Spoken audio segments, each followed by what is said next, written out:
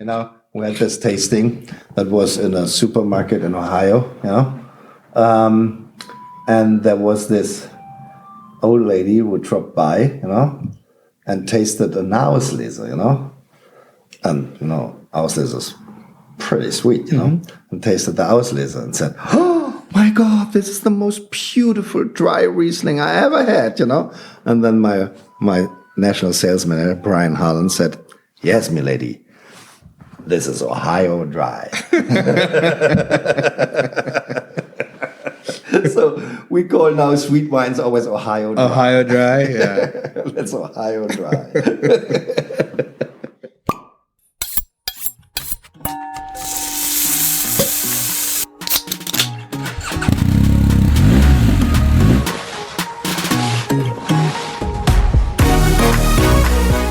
From Eat Drink Fun, this is the Eat Drink Fun podcast. I'm Chris Miller.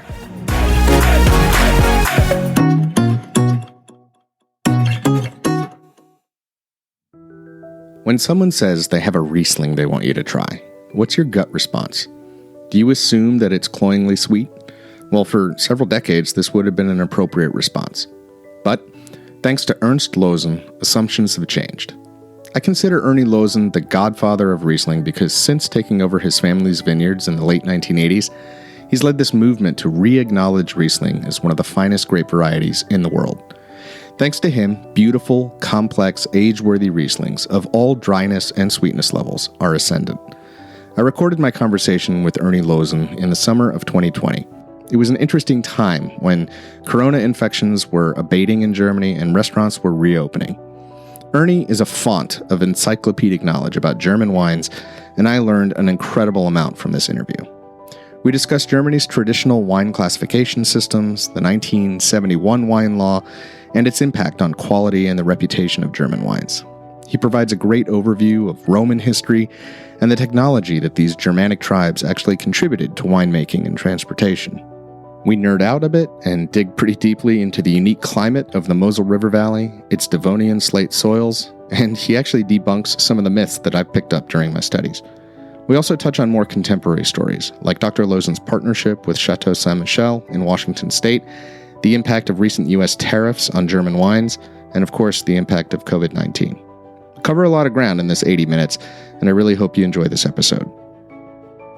All right, so I want to welcome Erni Loosen to the podcast. You go by Erni? Yes. You prefer it? Yeah? Yes. Yeah. And this is special for me because I consider you the ambassador of Riesling. It's kind of like speaking with a bit of a living legend here, and a really unique history with Dr. Loosen as a brand and Riesling in general. Yes, traveling now 35 years around the world and keeping the Riesling flag up, that looked differently in 35 years ago or 30 years ago. You can imagine, then, the world was Chardonnay, people drink Chardonnay and Sauvignon Blanc, and Riesling had this bad reputation because of all this cheap Blanc which was in the market, 30 years ago, the Blue Nuns and the Black Tower and the Madonnas, Liebfraumilch stuff, which was never Riesling in there, but they had the Rhine bottle. Yeah. This Rhine bottle, which always, gave the idea to the people, implicated that this is Riesling. There wasn't a drop of Riesling in there, but this crap made this kind of reputation, Riesling is cheap and sweet, even that there was not a drop of Riesling in all this Liebfraumilch stuff, and that was a tough time in these days. Nobody had been interested in a German wine because the only thing that people had been thinking about of Germany in these days was Blue Nun and Black Tower, and Madonna, and whatever the names had been for this stuff, So it took us, definitely, you can say it took us 30 years, to come back, to make people again see that this is Riesling. Riesling is a grape variety and not a brand, not a Blue Nun brand, Right. And that these two things have nothing to do to each other, But thanks God, these brands are more or less dead. They're not anymore important as a brand for Germany, It is, thanks God, it's Riesling again. It's the fine wine growers again. That the people, and that has also something to do to the to the American market, because the American market became so strong by buying varietals, you know. That was not in Europe the case. Still in France, they're still not allowed to put the varietals on the label, you know. Sure. I mean, they're not allowed to put Pinot Noir or Chardonnay on a only on in a Alsace, Grand Cru, right? and but Alsace is German influence, no? Of course. And so, but that was not the case. And even until 71, my father, my grandfather, until 71, they never put Riesling on the label, because a Mosel was Riesling. That was, I mean, if you bought a Mosel, it was Riesling. As you buy a white Burgundy, it's Chardonnay, you know? It was clear, but sadly... Or Aligoté, but it's such a small percentage. But Aligoté, they write on the label. They do, yeah. So if it is not Chardonnay, then they have to put Aligoté on it, you know? If it is a different grape variety. So if it is a white and there's not a grape variety on it, it has to be Chardonnay. Yeah. So from that point, it was clear. But then the wine law gave the people, 71 wine law gave the growers, especially these big bottling lines, so many options, you know, to basically to sheet, you know, sheeting, you know, by using fancy names, you know, which has nothing to do with the vineyard, like Großlage, Piesbotter, Michelsberg, you know, which sounds like Goldtröpfen, which is a Grand Cru. Think that it is Riesling. There's no top of Riesling in there. So sadly, this wine law was written not for the growers, was written for the big bottling lines, you know, for the gallows of the world, that they can pump out huge quantities, you know. But there are no huge quantities out of Grand Crus, you know. Right. So, and then they made these fake names which sound like Grand Cru, you know, and then they can bottle millions of liters under this fake name which sounds like Grand Cru, and that destroyed basically the German industry in the 70s and 80s, you know. And it took us 30 years again, you know, us growers, you know, to rebuild the reputation of high-end vineyards, Grand Cru German vineyards, which have been always famous, Wilner Sonne or Schwarzberg, you know. I mean, Johannesburg, you know. My God, that was Steinberg. That was famous Grand Crus of Germany 100 years ago. Even more famous, you know, as first. Yeah, that's interesting, right? You know? This is something that actually I learned a while ago when I was in the Pfalz. It was, you know, in the 19th century, the end of the 19th century, the most expensive wine had been German Rieslings in the English court, you know. Yeah. And with the English wine merchants, around 1900, the Riesling from Rhine and Mosel had been the most expensive wines in the world. More expensive, 2 to 3 times more expensive as first growth clarets, you know. Unbelievable. But they've got amazing aging potential, incredibly complex. Like clarets, you know. The grape is so versatile. You can do everything with it. You can make sparkling wine, dry wine. We're having here. But so we are working on that again. You know, we did a good way. I mean, so the last 30 years have been working for us. You know, we don't have any problem with the top sommeliers and the top journalists, you know. Jancis Robinson always had been writing very, very well and very positive about Riesling, you know. But she once told me and said, look, I mean, I'm so astonished, you know. If I write very positive about a Sauvignon Blanc from New Zealand, people immediately, boom, oh, great, grabbing it, you know, going out and buying it, you know. Mm-hmm. I rave about German Rieslings. Nobody is interested. Nobody goes for it, you know. But so sommeliers, that is a funny thing. Huh? Yeah, sommeliers are very interesting. You know, if you ask any good sommelier, what they drink in their free time, absolutely, no, they're acid heads, right? No. So they love the acidity, they love the freshness. It doesn't tire your palate out. It's a little bit amazing. Why is it that if you write about whatever, you know, Sauvignon Blanc from New Zealand or whatever Chardonnay from, I don't know, from the Languedoc, you know. As a famous journalist, people go out and say, oh, I have to taste it. If they write even more positive about Riesling, nothing happens. But so it is much better than it used to be, you know? Yeah. When I started, it was terrible. I tell you, it was terrible when I started, you know? Oh, my God. Do you have any specific stories, nightmare stories? My God, in these days, you know, England is still the world market, you know, for wine, you know, if you go to London, you know. It was and it is still, you know.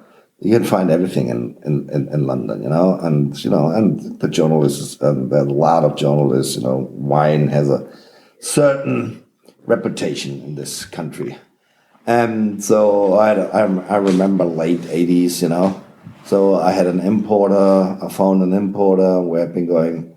We tried to sell German high-end. I mean, handmade, handcrafted German Riesling, and everybody said, "What? Hey, I need a container. I leave Fraumilch, you know. Can you sell it for me?" But I mean, I was like, "Oh, 1 mark. I pay maximum 1 mark a bottle, you know." I said, "No, I'm in fine Riesling. We have Grand Cru vineyards." And said, "What? Nobody's interested in this shit, you know. Sorry." Oh my God! German wine in these days was only Liebfraumilch, you know. That was the only thing which the people had in their hand. And so from that point of view, it was very, very difficult to go around and sell high-end Riesling from high-end vineyards in England. And what was the market at that time? I mean, you're still producing it, right? You still have sure. Where was the market? Sadly, also not in Germany, you know. Germans didn't drink then German wines, you know. They drank French wines, you know. French was number one in these days. Then they have been moving to Italian wines. Italian is now number one, you know. But it's still 50% of the consumption in Germany is still foreign wines, you know. 50%. So we still don't consume all of our own wines we produce, you know. But the market in these days that's the reason we are still strong in the US, you know. Was the US, you know. Well, the US was still the strong market for us, you know, in these days. My father sold nearly 90% to the US, you know, the whole production to the US, you know. Interesting. But that was then get very difficult in '86, you know, the dollar dropped so badly. It was a huge real estate crisis. From 3 Deutschmark 40, it dropped down to 1 Mark 40. And, you know, you can imagine the prices of imported wines tripled, you know. That was the great days of then for California, because in these days, Californian wines had been also $50 or $40, you know. But Chateau Latour was also only $40. So then the people said, I'd rather buy for Chateau Latour than $40 Mondavi, you know, or whatever, you know. That was the early days of the Californian or Napa wine industry, you know. But then with '86, when the dollar dropped so drastically, suddenly, you know, I mean, Californian wines were still $40, but Chateau Latour was suddenly $120 because the prices tripled, because the currency had been, you know, I mean, going down by 150%, you know. So suddenly the Chateau Latour was $120, and then the people said, "Oh well, then, you know, Kabinett, you know, Californian Cab is also very nice, you know, and that is only a third of the price now, you know."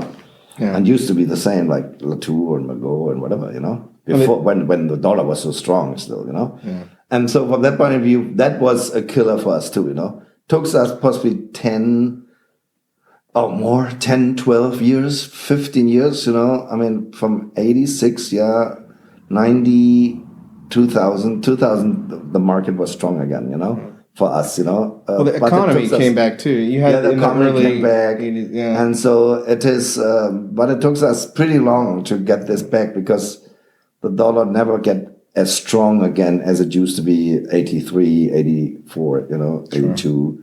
So, but then it came back, you know. I mean, and we had a very good market, still strong market in the US, still very good, until we got the tariffs.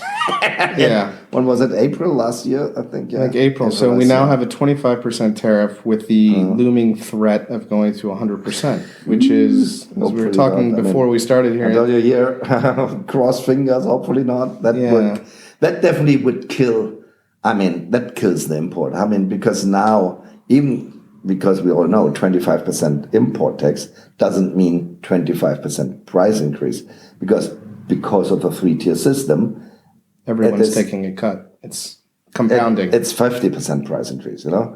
That means a wine which is now $20 is basically $30, you know.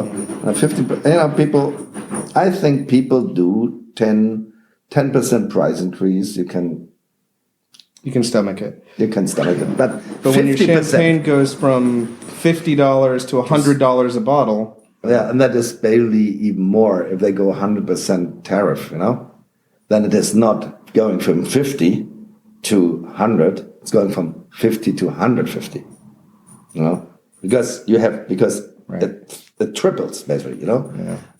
So from that point of view, and nobody is doing this, you know. That then that is done, you know. I mean, I'm sure the few billionaires in the world, you know, they don't care about that, you know. But certainly not everybody's a builder there. So from that point of view, that would kill the whole thing. Then it's. I think that it stops then any imports. I'm just wondering, is your risk mitigated at all from the standpoint that you've established American entities and are creating wine in the States through partnership or on your own? No. I mean, the Loosen Brothers USA is my own company, as the J. Christopher, the winery in Oregon is my own company. But then I have this joint venture with Chateau Saint Michel, where we produce the Riesling together. This is a joint venture, sure. Eroica, which is fabulous wine, and I'm a huge fan of Chateau Saint Michel. Yes. So I also want to know. Very nice company. I mean, really, for such a big company, they're doing a really good job.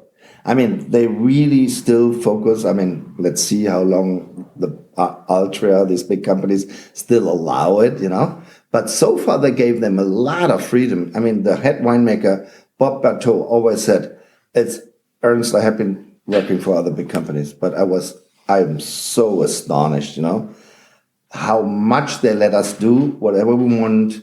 I mean, we still, even the cheap Chardonnays are all going through barriques, and all the other big companies, it's shipped, But we can do still traditional winemaking, even with our entry-level wines, It costs a lot of money, but he said this is amazing for such a big company that they are letting us to do these things, and financing it. That is the other thing too. And big companies, they always want to cut costs.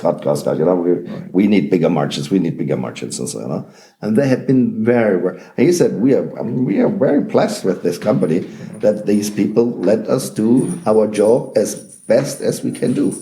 How did that relationship begin? Who reached out to whom? I reached out to them in '99. To the old CEO in these days, Alan Shoup.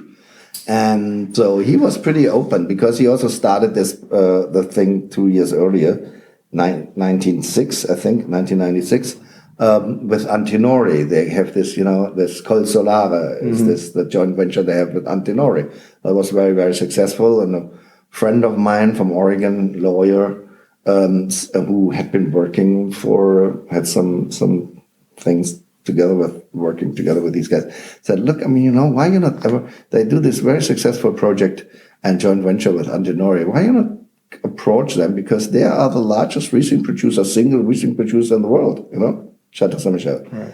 And we all know Riesling needs some lift, some buzz, because everybody knows that Riesling is a great variety, but it is still cheap and has a bad, reputation with the consumer and image, and so So they should be also interested, that try to do something to give this whole thing, again, a better image, and reputation. So I said that's a good idea, and so I wrote them, and said, look, why are we not putting the best out of the old world together with the best out of the new world, and try to work up the reputation of Riesling again, and the image, get a better image for Riesling. There is nothing wrong with the grape variety Riesling. It's only the image which these wines have, So we have to work on the image, Did you have a strategy about the flavor profile? Should it No, because a flavor profile is very much determined by the microclimate, by the soil. You can't produce a Mosel Riesling in Washington State, as I can't produce a Washington State Riesling here in the Mosel or whatever, an Alsace Riesling in Rheingau or so, What you have to do, you have to find the best expression of Riesling for the area. I didn't want to produce a Mosel Riesling in Washington State. We wanted to produce the best Washington State Riesling and get a profile for Washington State Riesling. Not what the flavor profile we have here is related to the slate, to the soil, to the microclimate.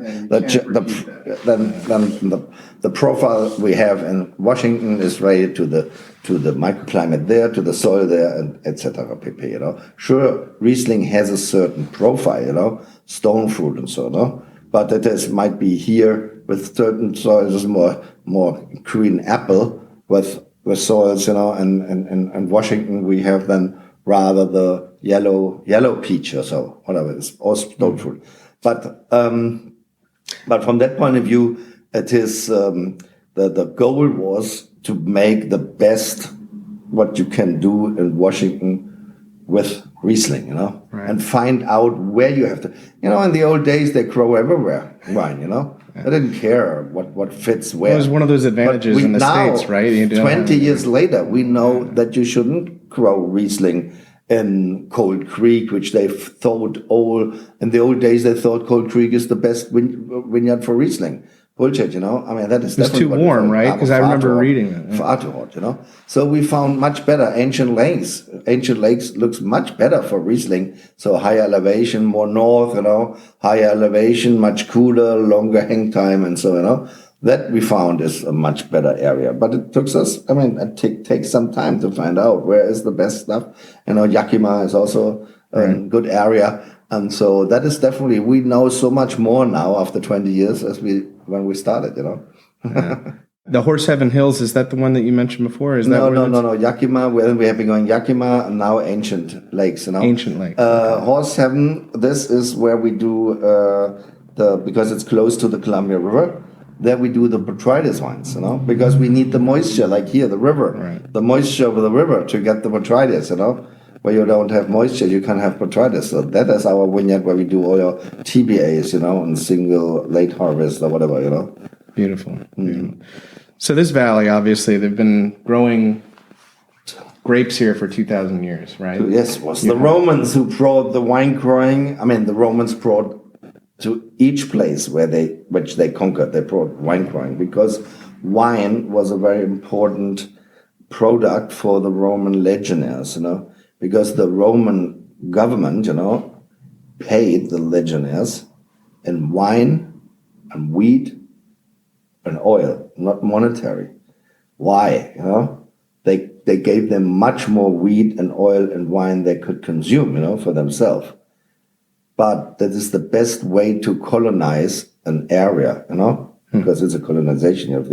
These guys from Italy came here into the woods, where all these German tribes, I didn't know. Same in America when you guys came over, how you get natives, colonized. You give them alcohol. Alcohol is always very good. Right. These people drink, honey, wine made from honey, but wine is much better, So it was a very valuable trading product, wine, oil. That people didn't know oil too. Wheat, because these tribes had been, they had been hunters, Right. And wheat, so to bake bread. So very valuable items. So that's the reason. As soon the Romans, settled down in their castellums, in their castles. Immediately, a lot of people settled around it. That is how cities started, Right. because these native people, traded with the Roman soldiers, and so they learned each other. So it's much easier to colonize a country by making business as killing them all, Yeah. And so the people get known, the foreigners which came into the country, and so this trading, was a huge impact to the colonization of the new countries they conquered, and that's the reason they gave that they don't have to transport everything from Italy, into the whole Roman Empire, which is nearly impossible. So they're a very clever system. The old legionnaires, the old soldiers, who have been, after 20 years. Campaigning for 20 years. 20 years campaigning. They get land in the backyard of the army, and had to grow wine, wheat, and oil. And the government bought it, which was again then gave to the soldiers, and then they traded in the beginning, Right. That's the reason it was so important. To transporting all the wine from Italy up to here, fucking Mosel, on the roads, which was not highways, Yeah. and then they didn't know oak barrels, the Romans. They know only amphoras out of tone, So can you imagine how much broke on this traveling, Right. So that was, by the way, also an invention of the Germanic tribes, Celtic tribes, They knew how to make buckets out of wood. The Romans didn't know that. They had only, stuff, amphoras out of, pottery, which broke. But then you can imagine, and they also produced the wine in these big dolias and big pottery, amphoras, which could keep 500, 600 liters, Sure. They never know about oak. You can imagine when they found out about oak barrels, what the Germanic tribes know how to produce, First, they had been able to transport bigger quantities because an amphora was only 60 liters, but a barrel was 300 liters, So they had been able to transport higher quantities on the roads, and these fucking barrels didn't break, because they're, flexible. They are, they could on these roads, So great. That was very, very fast. The whole wine industry turned into making wine, not anymore in amphoras, into barrels after they discovered the Romans. That's discovered fascinating. barrels, I didn't actually know that the Romans actually took that from the Germanic tribes. Germania. Yeah. Yeah, because sure, these people here, have been living in woods. It was gigantic woods here, in free Germania, they everything behind the Limes, the Limes wall, huge forests, These people knew how to make a lot of things out of wood, They had buckets out of wood, they had barrels out of wood, So they knew how to do it, Because Italy, they already, cut down all the forests already 2,000, 3,000 years ago. Deforest everything where they've been, Right. Where the Romans have been, all the woods have been gone because they deforest everything, Right.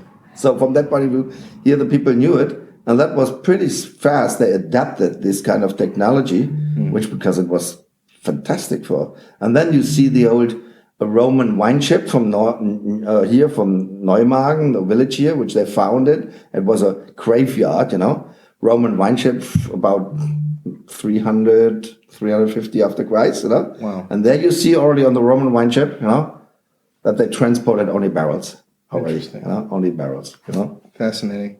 Yeah, I was just actually down in southern Italy. We were in Sicily, and we were even in Pompeii. So, stacks of amphora sitting there. And it's wooded on that side of the Apennines, but on the other, they just basically took every tree and used it. It's interesting. Yeah. So now I want to get a little bit into the in the vineyard, the viticultural practice here, because this is one of the most unique places on earth just because of the geography. And we are at almost the northern limit of wine, It used to be, here. the Mosel used to be in this size, with 10,000 hectares in the old days or more, 13,000. We are now 8,000 hectares. But in this size, it was always historically the most northern growing wine region. So I want to ask, with climate changing and It's things moving getting north. warmer, it is moving north, because I know that I've heard they're planting grapes in Belgium and things like that. Even there's now 50, 60 hectares in south of Sweden, Malmö. That's 56. England already has more than 1,000 hectares now. Sure, yeah, for sparkling. There was vineyards in Roman time because that was a much warmer. So from that point of view, we have to compare a little bit. It is sure we have now global warming and it's much more warmer, but it doesn't necessarily mean that there was not a time where it was also as warm as it is now. Because we know in the medieval time there was a warm, what they call a warm side, a warm time, and then with the you can say with the middle of the 17th century we got a 250 year cold time again, So a lot of there in these days a lot of wine growing regions which have been even in Prussia and so disappeared, But in Roman times it was also very warm, so the Romans also grow wine in England in these days, and it worked very well because it was much warmer in these days, as warm as it is nowadays, So we have with the climate, we have this up and down. It is not the way that it was never sure we have global warming, but it doesn't necessarily mean that in the past, it was always cold, it wasn't that warm because we had warm days in the Roman time. Was pretty a warm phase, where the Romans had been easily could grow also already in these days vineyards, And then you had this kind of phase, and it was a cold time again, and then there was this warm phase again between I think 1300, 1200 to 1650. So I think with the end of the 30-Year War, 1648, it became much colder again. And so a lot of, so a lot of wine pouring had been lost because suddenly you didn't get it ripe anymore, And then we all know, and then in the late late 18th century, where a lot of, and early 19th century, where all this hunger was, in Ireland, and so famine, that was such a very cold period, was very difficult to grow anything, not only wine, also agriculture, lots of rain, cold. That was a difficult time, But here you're blessed because you have the way that the river is carved. You have this microclimate. Because the microclimate is here a big asset, to grow wine, because you need warmness, you need a warm vineyard to get the grapes ripe, But the microclimate here, due to south-facing slopes, and steepness with direct inclination of sunshine, the valley which protects the area from the cold winds and the mountains, there we have snow. Down here we don't have snow because the Mosel is only 100 meters above sea level here, But if you go up the hill, it is 500 meters up to 800 meters, above sea level. That is far too cold, And if you go up in the Hunsrück Mountains, or in the Eifel Mountains,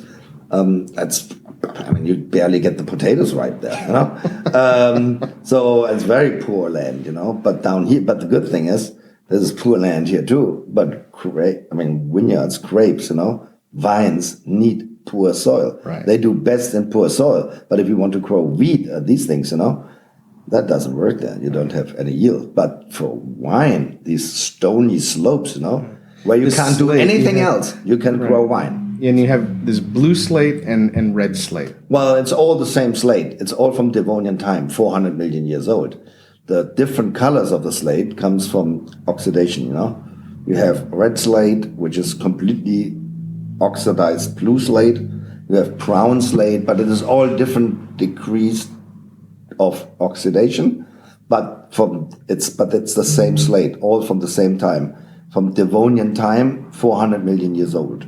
And it took the river 200 million years, to dig this valley, 200 million years the river need to dig this valley, So through what we call the whole area, we call the Slate Hills of the Rhineland, Rheinische Schiefergebirge, the Slate Hills of the Rhineland, And it took the river Mosel to dig through the Slate Hills of the Rhineland, this meandering river, for 200 million years.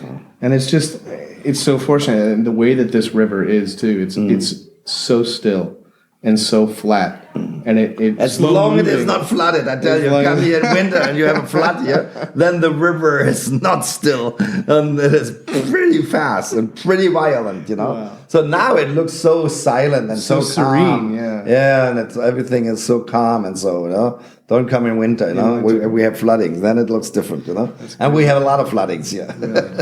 But it helps though too, right? Because you get a little bit of reflection. Is that true? Or this whole reflection thing with the river, I also have been telling.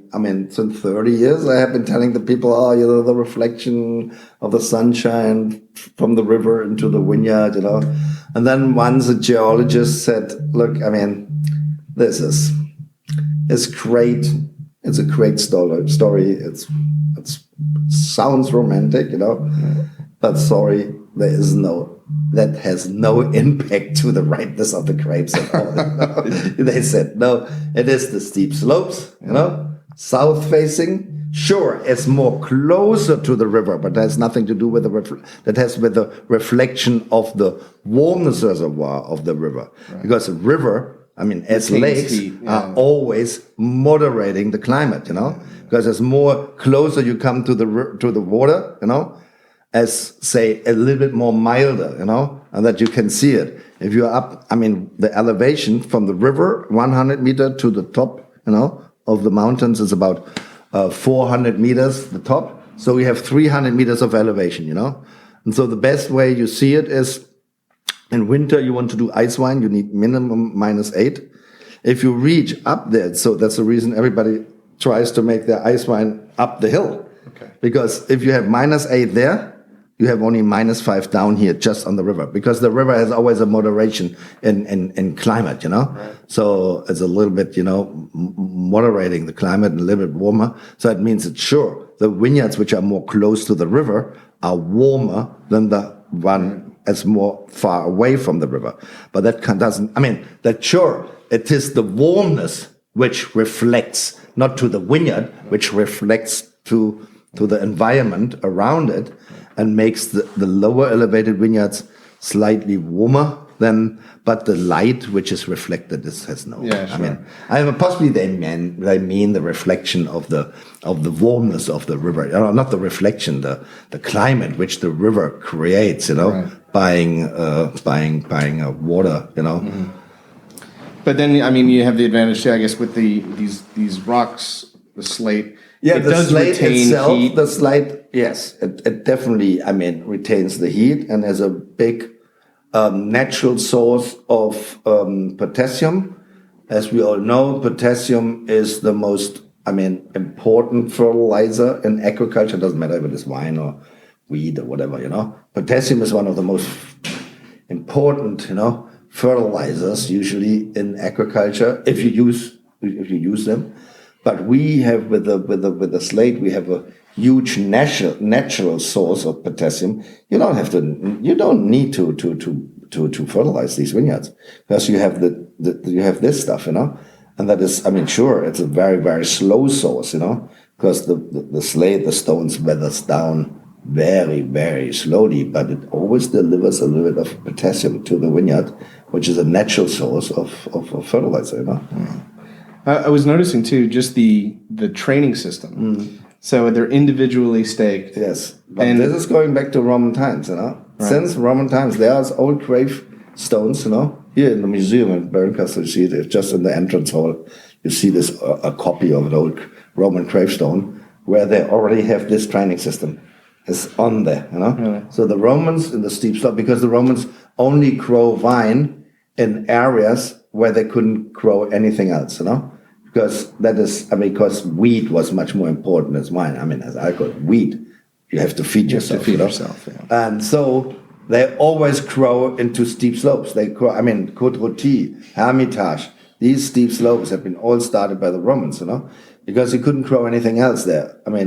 So they took the forest off and grow wine there. Or oil trees you can also grow in steep slopes, Like, down in Italy, they have their olive trees, but here it was then rather nuts, Okay. Nut trees, where they took the oil off,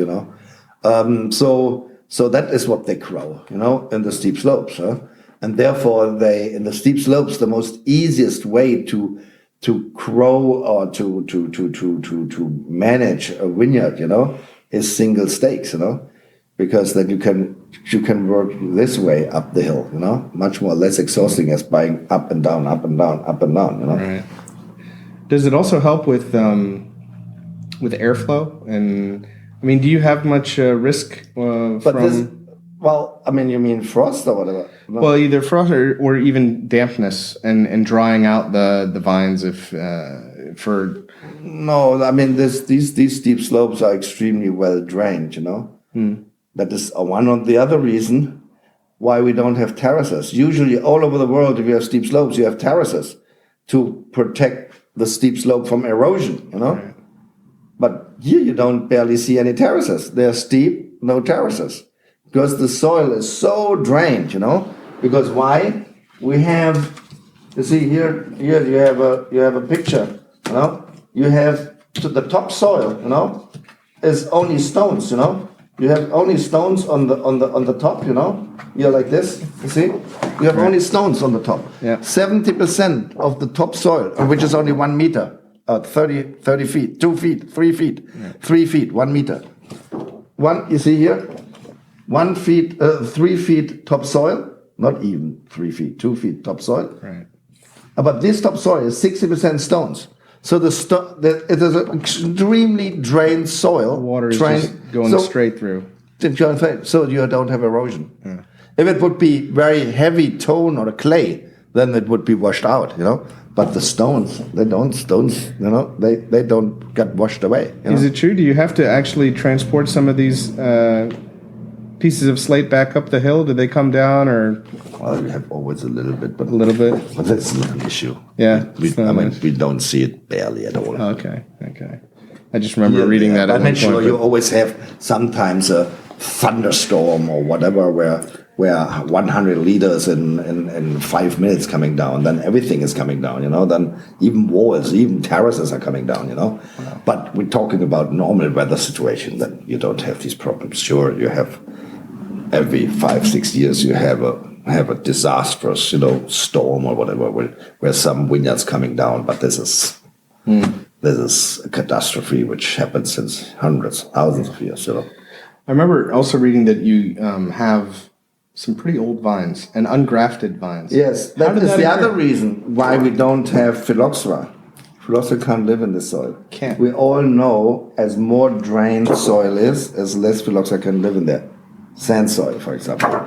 Always said phylloxera can't live in sand soil. Why can't phylloxera not live in sand soil? Because sand soil is very drained. It's the most drained soil. But which is more drained? It's soils which are only stones. Because this is basically sand is a soil which has very little stones, very, very little stones, But here we have only big stones. So this is 10,000 times more drained as sand soil, Right. And that is the reason. And then, see, after 3 feet of topsoil, then the pure cliff starts. And the roots are going in deep. You see, the roots are coming down here, out here. That's remarkable. They're going deep into this kind of fragile cliffs, slate cliffs, and find all the way down here. Here we have another one. How deep are these roots able to go in that? Well, it depends how rock? old the vineyard is, Yeah. So the vineyards, my oldest vineyard is 130 years old, and more than 130 years old, ungrafted. You see, here, the roots here. Everywhere the roots are coming out. They're going through these cracks, You see here? There, the roots are coming out. They're going through these cracks here, so all the way up here, And so they can go very deep to these cracks in the cliff, And they find their way very deep where they find the water, That's incredible. And that's the reason phylloxera can't get in there, Impossible. It's amazing. So Riesling needs a pretty good. It does best when it has a very long hang time, right? So, Well, that is definitely. Basically, I think every wine is doing best if you can extend the hang time without getting over ripeness. That is all about it, So that is the problem in certain climates nowadays where it is very hot. A long hang time is really good for the aromatics, because the aroma ripeness we call it, comes with long hang time. That's the reason if you harvest too early, the aroma ripeness isn't there yet, You might have the sugar ripeness, but not the aroma ripeness. And the aroma ripeness always comes later than the sugar ripeness, And that is the problem. So you have to find this kind of ideal place to grow wine where you have a long hang time, but at the end of the hang time to have the optimum sugar ripeness, without having over ripeness. But if you have a very hot climate, you have to wait at least to get the aroma ripeness ripe, and then often the sugar ripeness is already up to 15, or even higher, Right. So from that point of view, Riesling definitely need the hang time, and therefore that we had been so much north, it was just reverse. We had very long hang time. The aroma ripeness was already totally matured, but we still had been looking for sugar ripeness. And that's the reason we had to wait and wait and wait all the time. But at the other hand, if you have the aroma ripeness, fully aroma ripe grapes, this aroma ripeness can balance out deficit of sugar ripeness. That's the reason that we are able, because a lot of people in Italy, I have a lot of Italian friends, I said, I want to make wines also only with 8-9% alcohol, are going to harvest them earlier. But the problem is with harvesting earlier, that if they have only 9% potential alcohol sugar ripeness, the aroma ripeness isn't there to balance out the lack of sugar ripeness. But if you have full aroma ripeness, if we harvest end of October, or my mother said they never started before 1st of November. When 1st of November they started, middle of November, the aroma ripeness after 150 days of hang time was, completely ripe, the aroma ripeness, But they still have been suffering only with 10% potential alcohol sugar ripeness, Right. But it worked. We have been able to make wine because the full aroma ripeness balanced out the deficit of sugar ripeness. Mm-hmm. But it doesn't work the other way around, sadly. After the break, we'll get into cellar practices and how dry, fruity, and sweet wines come to life. And we'll drink some. Someday in the future, hopefully soon, international travel will return. If you're contemplating a special travel experience for a small team of coworkers, or important customers, or just a group of close friends, I'd be happy to consult with you on an itinerary that includes top-notch hotel properties, restaurants, and experiences. Whether it's a private table reservation at Oktoberfest, a full-service ski chalet with a personal chef and butler in the Alps, or maybe a private vineyard stay with a top producer in Italy. You can get a taste of what's possible by checking out eatdrinkfun.com/special adventures. You can also find me on social media at eatdrinkfun, or you can send me a message at info@eatdrinkfun.com.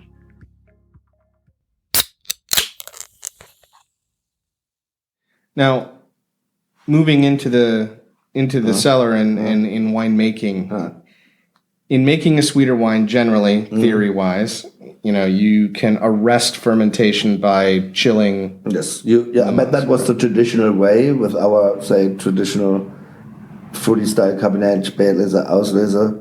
You basically stop the fermentation after 2/3 of the fermentation.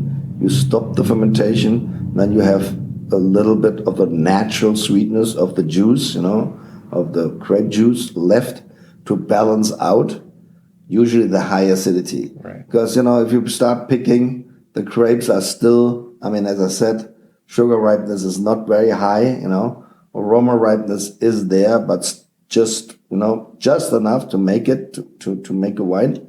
But that means you have also high acidity, with these early picked grapes. And this high acidity in a dry wine, it would be very austere, but if you produce a fruity style wine with a little bit of residual sweetness, that's like lemonade, basically. You have the acidic lime or lemon sweet juice, and sour, and then the sweetness balance out a little bit this acidity, of the lemon. And that's the same here. You use a little bit of residual sweetness to balance out the high acidity of this wine, which we call, for example, Kabinett, And so that makes sense. But if you get up to a certain ripeness, as longer the hang time is, as riper also the grapes, the sugar ripeness, and higher the sugar ripeness, then we're coming to a natural balance that you can produce these wines as soon we hit 11.5 potential alcohol sugar ripeness. Then we're using these grapes for our dry wines, Because then we got not only a full aroma ripeness, we got also, for us, a full sugar ripeness. Sounds not very high because in California, is a what? 11.5 potential alcohol sugar ripeness. You're talking about full sugar ripeness. For us, it's full sugar ripeness, Then you can produce wonderful dry wines, But with the early wines which we pick, the grapes which we pick early, they are still high in acidity. Here we do our Kabinetts and Spätlese in the traditional fruity style. Later, when we get the full sugar ripeness, minimum we look for our dry wines, minimum 11.5 potential alcohol sugar ripeness. Then we're using these grapes for our dry wines. Right. But if they're much lower, then we do a fruity style Kabinett or Spätlese out of it. What is your overall, of all the production in a single year, what is your breakdown usually of sort of your drier wines? Because, to be a GG, it has to be dry, right? So yes, you have your drier wines and then your sweeter wines, and which? It's possibly 25% is dry, possibly 25 to 30%, something around that. And the other wines are produced in the traditional fruity Kabinett, Spätlese, Auslese style, some noble rot, with Beerenauslese and Trockenbeerenauslese. Because it's much more difficult, because we don't want to have botrytis with our dry wines, But we are here on a river. We always have botrytis, because botrytis is created by the moisture during the harvest, The fog is rising from the river, stays in the vineyard in the morning, in the afternoon the sunshine is blowing it away, starts, and the botrytis grows on the berries. The roots of the botrytis fungi perforates the skin of the berry.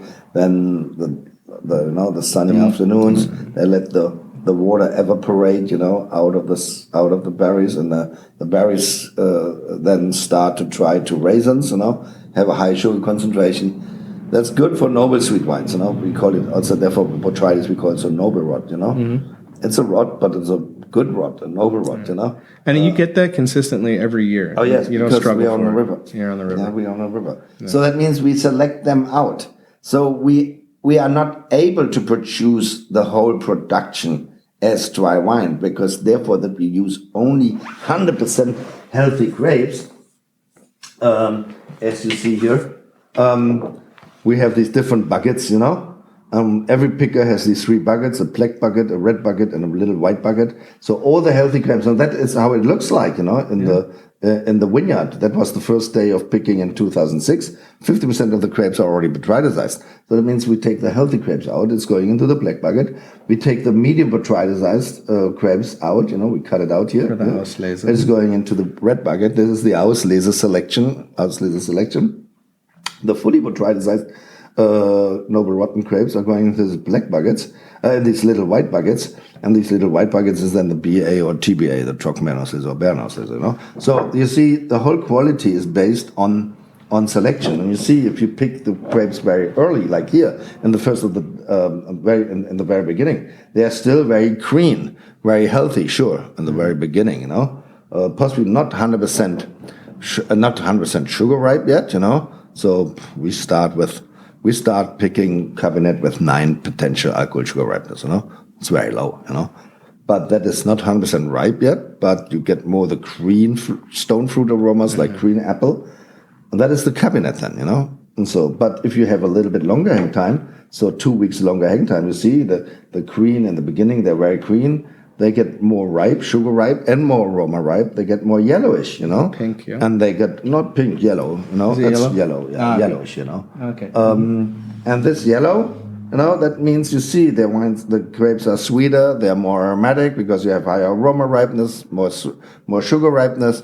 That is what we call Spätlese, later. It's not late harvest, because the late harvest in America is Beerenauslese, Right. We call it later harvested, not late harvest, later harvested. It's later harvested as the Kabinett. 1, 7, 8 days, it depends on the weather, And so that is then, and here, this we harvest with 10.5 to 11.5 potential alcohol. That is then Spätlese, From 9 to 10.5 is Kabinett, potential alcohol, sugar ripeness. From 10.5 to 11.5 potential alcohol, we do the Spätlese. And as soon these healthy grapes hit 11.5 and more, this bucket, then we're using it for the dry wines. Because the Auslese is then always a botrytis selection. Right. Because we don't want to have, with Kabinett Spätlese in our dry wines, we basically want to avoid botrytis. Any of that botrytis is only for Auslese, Beerenauslese, Trockenbeerenauslese, And so this is the whole selection, how you're doing this, It's very important. The selection and the harvest is very important for our quality. I mean, that's still the 1971, based off of the 1971. These must waits, yeah. Yeah, the must waits, right? Are they going to revise that, update that, or? We'll start just the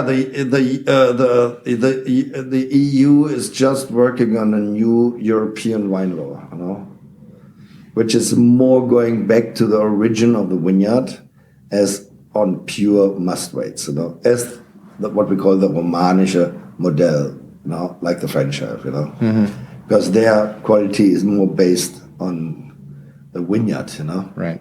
The German system was always based only on natural ripeness, sugar ripeness, But the Romanisches model, Roman model, like France and so, they had been more. It's more the vineyard, It's, Grand Cru, Premier Cru, Village, all these things, So, and which is what the VDP, obviously, this is kind of their breakdown. Yeah, well, I mean, the funny thing is, we always had it. Sadly, it had been never going into our wine law.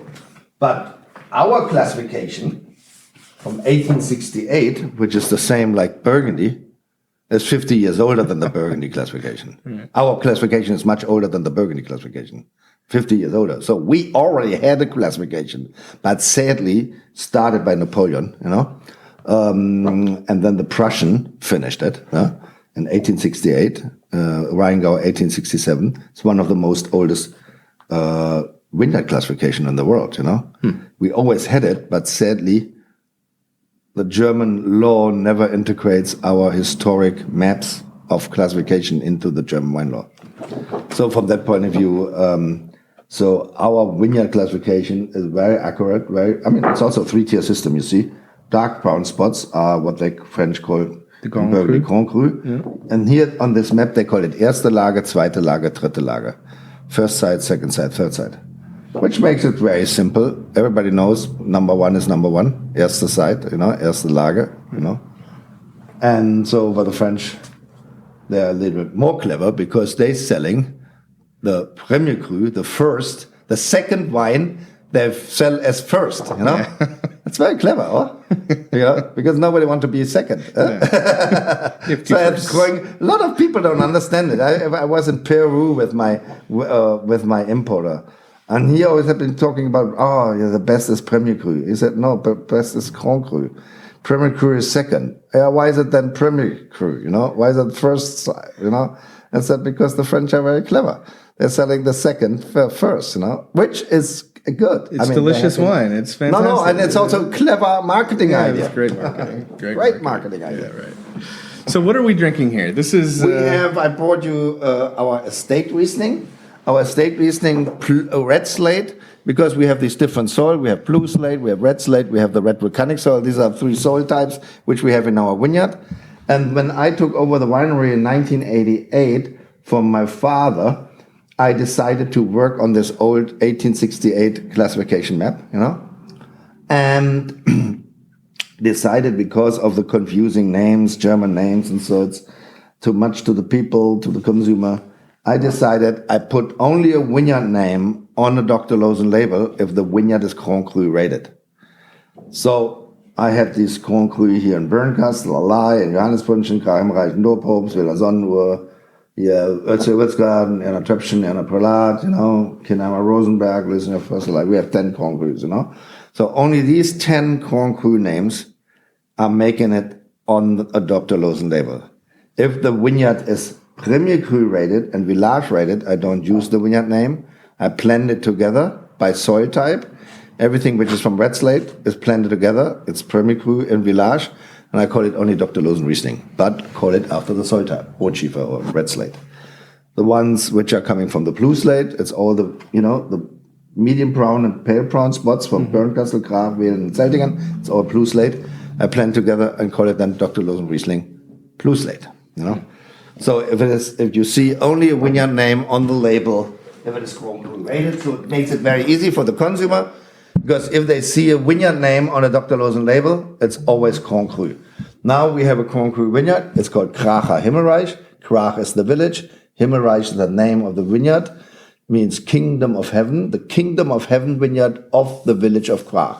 Krach is the village. Kracher. ER in German means always from. Like New York, New Yorker, and New Yorker is from, so from. And then the Riesling Alte Reben means old vines. This is 130-year-old uncrafted wines, from the Kracher Himmelreich vineyard. It's a dry wine. It's a GG. Here, you see it up here. It's a GG. And Großes Gewächs is the direct translation of Grand Cru into German, because we are not allowed to use the trademark, the French trademark Grand Cru, but we are allowed to use the German translation of Grand Cru, And so the German translation of Grand Cru is Großes Gewächs, or we shorten it with GG.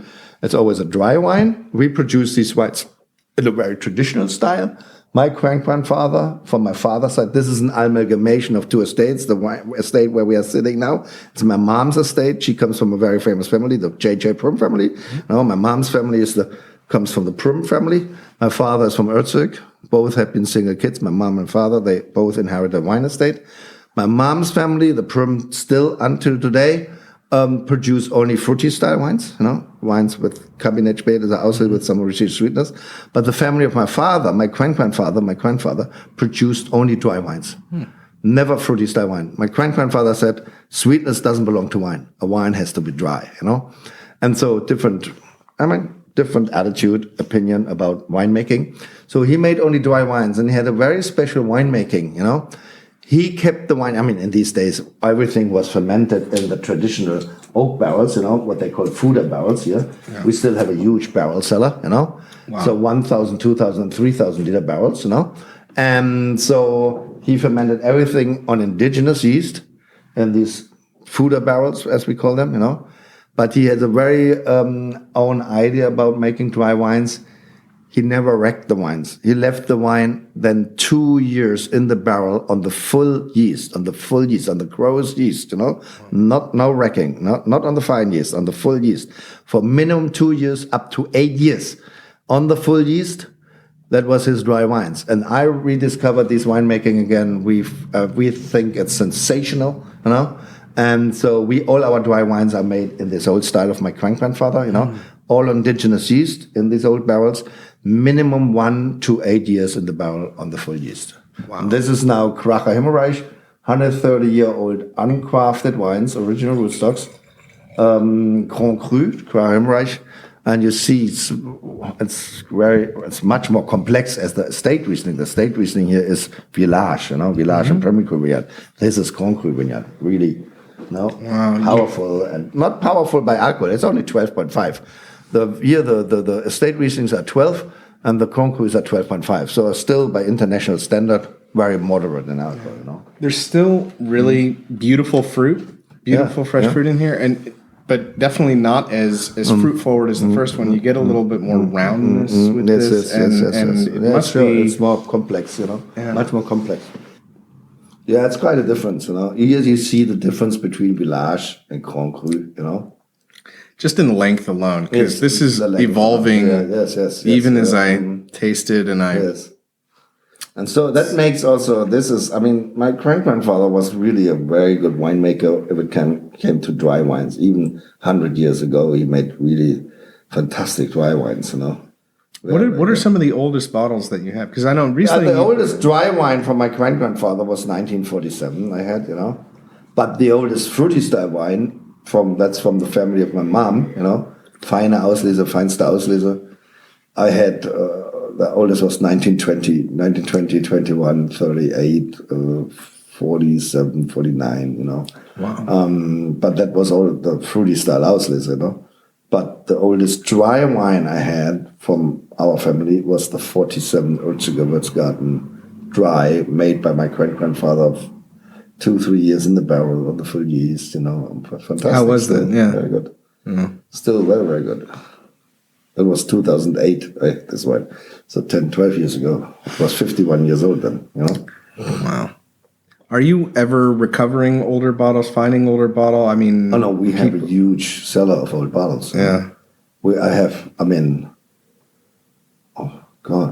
Including all the reserve wines which I put away, because we have 350,000 bottles in the cellar. And older vintages, I have everything back, but not the dry ones, everything back to 47 fruity style wines, Wow. Dry wines are going back to 88, But fruity, I have everything back to 47, in the cellar. So was it in 1988 when you decided, in part of this pursuit, to be the ambassador of Riesling and get Riesling out there? We have to make dry Rieslings. Well, I'm not dogmatic about dry and so, because as you said, Riesling is very versatile, and we produce all the styles of Riesling. I'm not this kind of. In the old days, the people had been more kind of, I do only sweet and I do only dry. We do everything because Riesling can do everything, you know. Riesling is like an actor who can place in a lot of plays, you know. And so from that point of view, we do dry wines where it works, we do Kabinett where it works, we do medium dry wines where it works, you know. And so we have the whole range, you know. And the thing that, I mean... because we are not able to make only dry wines. Right. Because the grapes which are coming in with 10 potential alcohol, you can't make a dry wine with it. It's too harsh, too astringent, you know, too stale. Right. So we can you can make only dry wines from fruit, which suits the dry style. Enough sugar, alcohol. Yeah. And the other grapes which we harvest, they wouldn't make a great dry wine, you know, from that point of view. So we look to the fruit, you know. Yeah. The American palate generally favors sweetness anyway. A little bit people more sweetness, may claim that they are, they drink dry wines, but if you put a sweeter wine in front of them, they tend to say, "Oh, that's delicious. That's great." I know how we got it. We had this great experience. Now we have a very traditional classic Kabinett from the Wilner Sonnenwald, 2019 Wilner Sonnenwald Kabinett. You know, that is a traditional fruity style wine. And now we had this tasting that was in a supermarket in Ohio. You know.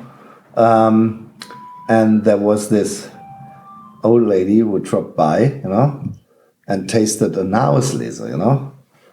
And, you know, Auslese is pretty sweet, you know. And tasted the Auslese and said, "Oh, my God, this is the most beautiful dry Riesling I ever had," you know. And then my national sales manager, Brian Harlan, said, "Yes, milady, this is Ohio dry." So we call now sweet wines always Ohio dry. Ohio dry, yeah. That's Ohio dry. I think in Sweden, Texas is actually just another word for crazy. So really? If you say something, that's Texas hot, it actually means it's just crazy hot. Or that person, But it's Ohio sweet. This lady, this is the most beautiful dry Riesling I ever had in my life. Yes, my lady, that's Ohio dry. See, my main failure is that I love everything. Yeah. So, I mean, honestly... I tell you, I love what's your favorite? Ice cold, a Kabinett out of the ice bucket as a reception. That was always the tradition. A fruity style Kabinett. In this house, with my grandfather, that was a tradition here. In England, you offer a cup of tea at 4 o'clock in the afternoon when you receive guests. Here in the Mosel, it was always, if you receive guests, you know, as in Italy, if you receive guests, they offer you a little bit of an Vinsanto, you know, as a little glass, some Vinsanto as a welcome drink. Here it was always a Kabinett. Kabinett is the traditional welcome drink, you know, aperitif, afternoon drink when friends coming, you're sitting together. We don't drink tea or coffee. We always offer, come, let's have a glass of Kabinett, you know. And so that is a typical. That's not necessarily a food wine. This wine is very nice with Asian food. I mean, spicy food, salty food, or whatever. That works very well. Or in the old days, before 71, a Kabinett, which was called Naturwein or Naturwein, was much lower in residual sweetness because it was limited by the law. Until 71, the residual sweetness in Kabinett and Spätlese was limited by the amount of alcohol. If you had 80 gram per liter alcohol, you know, in the wine was now only allowed to have 20 gram residual sweetness. Alcohol in gram per liter divided by 4 was the maximum residual sweetness. That's the reason that the old days, if you have the old people, especially in America, you know, who know still the 50s and the 60s of the Kabinett, you know, or the Naturwein, they always said, a Kabinett is a dry wine. Because it used to be more or less a drier wine because it was only allowed to be 20 gram residual sweetness. And if you drink that, my grandfather never drank a Kabinett when it was not minimum 15 years old.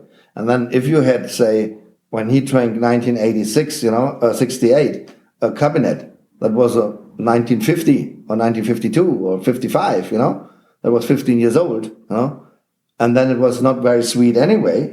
In the beginning, and as older it becomes, this little bit of sweetness fades away, and it tastes again drier.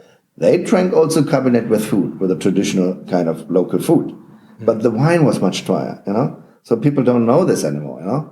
But then 71, as I said, this wine law, liberalized everything, liberalized also the borderlines for sweetness. They said, okay, a wine now, from 71 on, a wine needs only 7%, minimum 7% alcohol. All the rest can be sweetness. But that was before 71 not the case. That's the reason Kabinett and Spätlese was much drier in these days. I produce these wines again, and I would call them tradition. I produce exactly the wines out of the 50s, 40s, 50s, and 60s again, I call it tradition. I do it exactly in the way as my grandfather did it here from this estate. I do my grandfather's dry wines from my father's estate, and I do the traditional fruity style wines of my grandfather here. We call them this line tradition. They also stay 2 years in the barrel, on the fine yeast. They only have 20, 25 gram residual sweetness, totally different animal. How they produced Kabinett in the old days, And we call it tradition, but we release it after 10 years, Because the problem is, the biggest problem for us is, if I put such a Kabinett into the row of these Kabinetts to the Wine Spectator, it sucks. They give me 68 points for these wines, because they look only for sweetness, Right. The sweetest wine get the highest point, But if you put a 20 gram residual sweetness Kabinett into the line of 70 gram residual sweetness Kabinett, you don't have a chance, But if these wines are 10 years old, they are totally different animals, And then you don't need the press anymore because everybody likes it, loves it, Yeah. That's the thing. I love this. Yes, I love all of them, but and that is the good thing, that you can drink it, so nicely as an aperitif in the afternoon. It's only 8.5 alcohol or 9% alcohol, That makes it beautiful, Easy to drink on its own. It is easy to drink, and the thing is, it definitely has sweetness, but it's very well balanced. It's so well balanced. Yeah. Acid. Yeah. And just fruit, and it's got length. It's really, really nice. It's very zippy. Precise. Yeah. So last thing, I'm wondering, and we sort of addressed it a little bit earlier, with COVID-19 and just how things have been going and the response. In Stuttgart, our wine consumption went up. We were buying more wine. It was, free delivery if you were buying a certain number of bottles. And I'm just wondering, overall, how has the impact been for you? And, how do you think anything has changed going forward or? First, due to COVID, 3 months, all restaurants have been closed. For us, it was bad because we, usually you want to sell a lot of wine to restaurants because restaurants have a good, good reputation has a good impact on us, on people who drink the wine in the restaurant. They like it. They come to you and buying it, has a huge spreads, good reputation, So a lot of people, the French always want to be in restaurants, We want to be in restaurants, Okay, COVID was, here, that was a bad thing. It's a disaster. Because the restaurants had to close, 3 months, no sales. 70% of our sales here in Germany are restaurants, Wow. And that's gone, and we don't get it back. The 3 months are lost, And so, which is, sure, we have a little bit more sales to private consumers, but we don't have our own web page and, web shop. So we had quite still okay trade business. The trade still bought because all the trade which had a strong web shop, they had been definitely the winner out of the crisis. They sold so much more, They said, oh my God, the web shop, it was so. So it's not that the people drank less, The people drank at home, The funny thing, everybody says this. Although even the girl in the export department said, look, man, since Corona, we drink so much. We drink at home the whole time. And I think that makes a difference. If you go to a restaurant, you have to pay for an estate Riesling $30-40, But here, it's $10 at the shop, or with us, So it means for the one bottle you drink in the restaurant, you can buy 4 bottles. And if you have the 4 bottles, you drink then 4 bottles at home, So for that, they consume. We did the math. It worked out that well. Yes. So the people drink more, and everybody tells me, you know what? We drink since Corona. We drink at home. We drink so much more at home as we did before. Funny, huh? Yeah. But we had more connection to the restaurants. So we lost here the German market. We lost some business, because due to the For sure. to the restaurants, But this will go over too. I mean, I'm pretty much sure. But we here in the countryside, we are not much affected by this whole Corona thing. Big cities, a little bit the same. It seems to be here in Germany. It's also a state decision, as in not federal, decision. So every state here in Germany has its own laws how to fight Corona, and so now it's slowly picking up again. The restaurants are open, as you know. We will see. But Germany, I'm sure. I think Germany have been going through it. Pretty. They've been doing it in a very deliberate, I think, and responsible way. And people take it seriously. And in some respects, I think when you go to a place now, any restaurant or any establishment, it's nice. They have hand sanitizer up front. Yes, people are wearing their masks. There's no pushback on that. And I think, I think they've done very well. I don't feel much limited, to be frank. Not here. Okay, we are living here on our own, no neighbors, I take the dog walking, so, okay, all the rules you have to do, going to a restaurant, wearing your mask until the table, then you can take it off and everything, and distancing, you do everything what you have to do, but it seems to work somehow, Yeah. And here I know, so we have 2 hospitals here in the county, and not a single intense care room was used during the whole COVID time, So, That's lucky. That's very good. That's very good. So they took some French. I think they took some French people. They did, yeah, for sure. From Alsace, I know, yeah. So at least then thinking about the future and going forward, and you mentioned, what's unfortunate is that there are some really good restaurants that maybe not coming back. And I think... We definitely don't know. That is still... I think beginning of next year, we know which restaurants survived and which not. But I'm 100% sure that 30% of the restaurants will go bust, I know the restaurants all don't have capital, That's a very tough restaurants one. always, live, as we say, hand in the mouth, They don't have reserves, So how should they do this, How should they pay the rent, Okay, they can send the employees to Kurzarbeit or whatever you call it. But still they have their costs, They have their rent, they have their whatever, So, it's going to take a long time. I don't know how they want to. I'm pretty much sure. As long the real estate is not in their property, that they don't have to pay rent and these things, it's very tough. It's very tough, Yeah. But I think, you've got such a great reputation here, and your wines are very good. Someone's going to drink them, and they're going to get out there. So we are pretty widely, widely distributed. We do 80 countries around the world, So we're still selling, We're still selling. The U.S. must be still, though, your biggest market, no? It is still our biggest market. It was always our biggest market, even bigger. As I said, in the days of my dad, he sold 95% of the whole production to the U.S.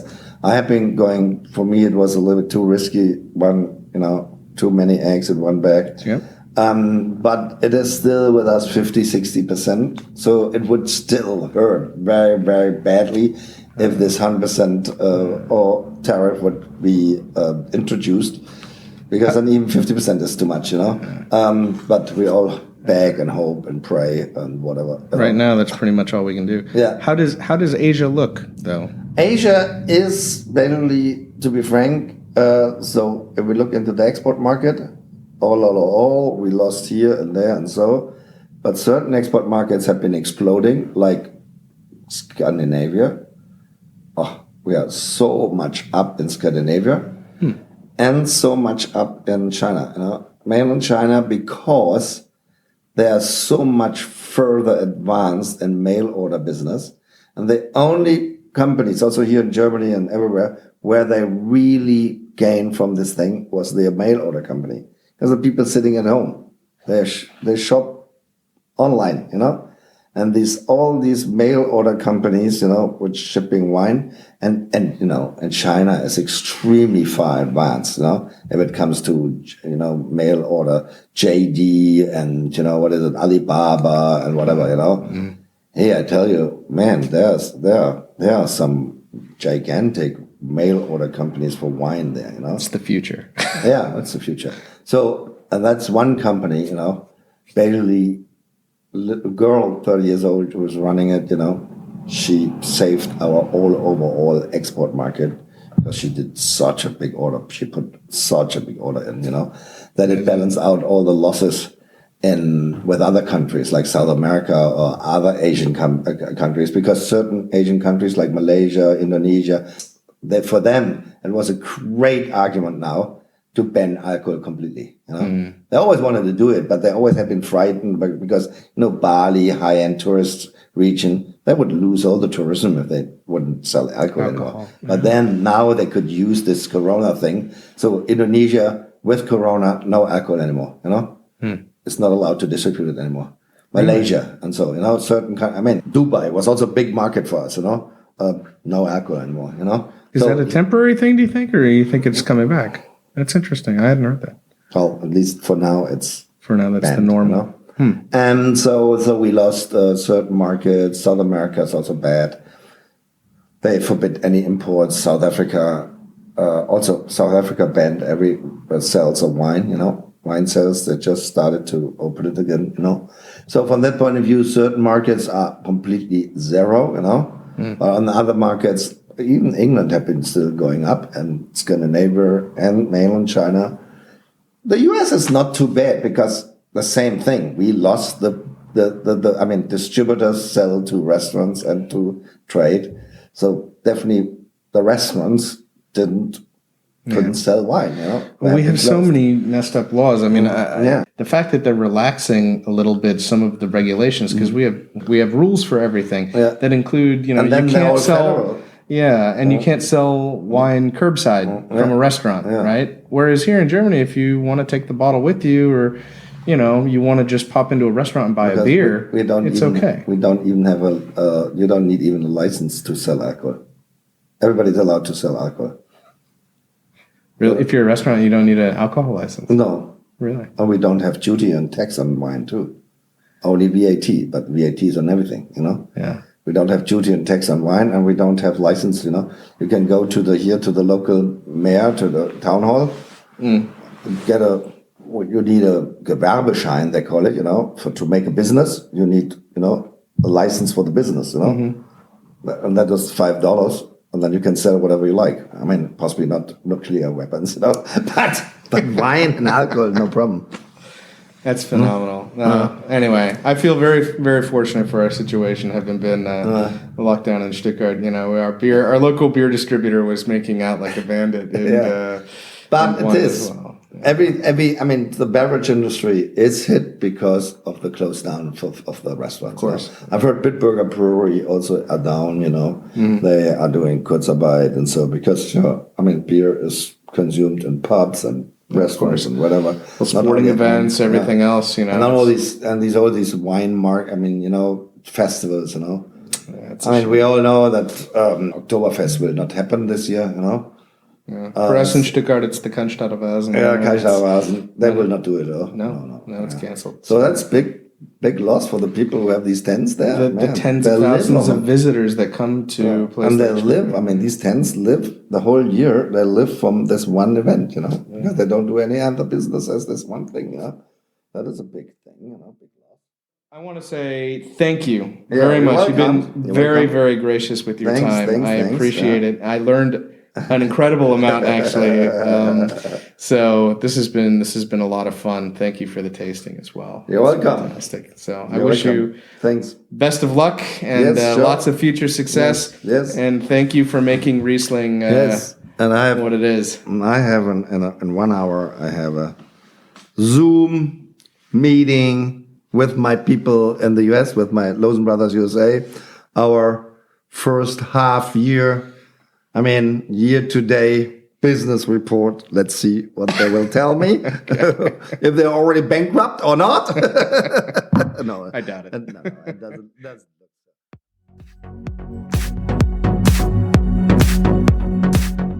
I hope you enjoyed that conversation. I've put a lot of links in the show notes. You can find them at eatdrinkfun.com/podcast episodes. If you have time, I do appreciate your review wherever you guys get your podcasts. And as always, please send suggestions for future episodes. I'm at eatdrinkfun on Instagram and Twitter. Thanks again to Erni Loosen and the team at Weingut Dr. Loosen. The intro music is Pluck It Up by Dan Hennig. The ad music is Ice Cream by Joey Pecoraro. And this outro tune is Nimbus by Eveningland. Please stay safe, everybody. Wash your hands, mask up, and let's get traveling again. Until next time, here's to eating well, drinking better, and always having fun.